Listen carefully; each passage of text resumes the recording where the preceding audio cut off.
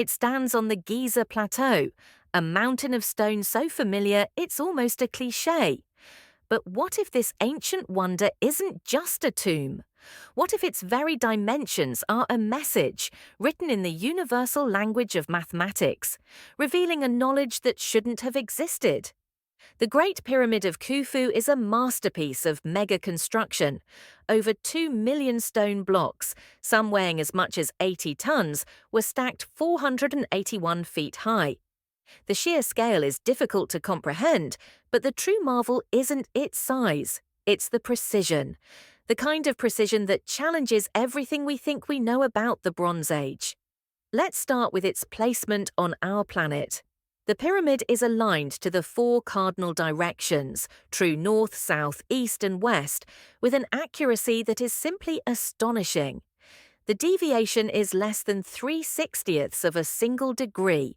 For perspective, modern buildings struggle to achieve this. How did a civilization without a compass, satellite imaging, or modern surveying tools find true north with more accuracy than the 17th century Paris Observatory? This precision extends from the macro to the micro. The base, which covers over 13 acres, is almost perfectly level, with a variation of less than an inch from one corner to the other. The four sides are incredibly close in length, with the largest difference between any two sides being under 2 inches. This level of accuracy on a structure so vast is a mystery in itself. But this is where the mystery deepens, entering the realm of impossible mathematics. If you take the perimeter of the pyramid's base and divide it by twice its original height, you get a number. That number is 3.14159, also known as pi. The architects of the pyramid seemingly encoded the fundamental constant for circles into the geometry of their square-based monument. To achieve this, they would have needed to know pi to a high degree of accuracy and possess the engineering skill to build it into the stone. Mainstream archaeology often suggests this is a coincidence, a byproduct of using a standard unit of measurement, the royal cubit.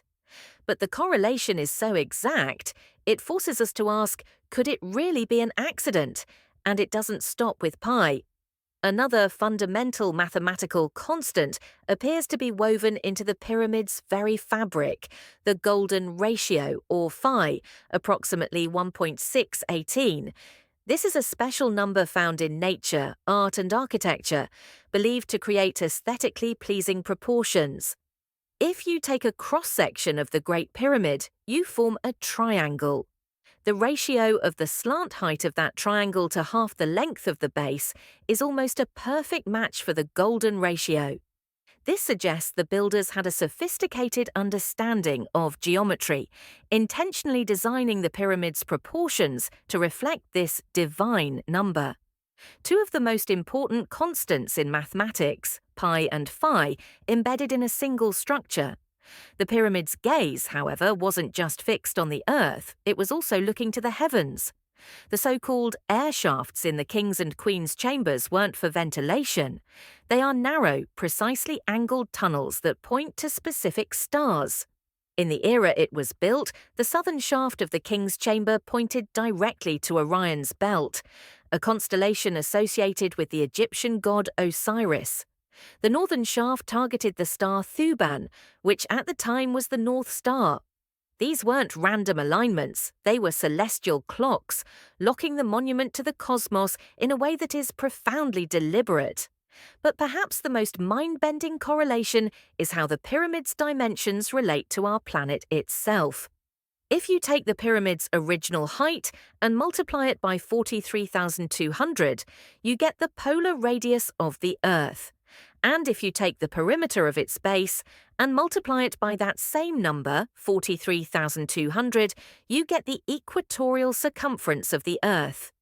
The accuracy of these figures is staggering, within a tiny margin of error.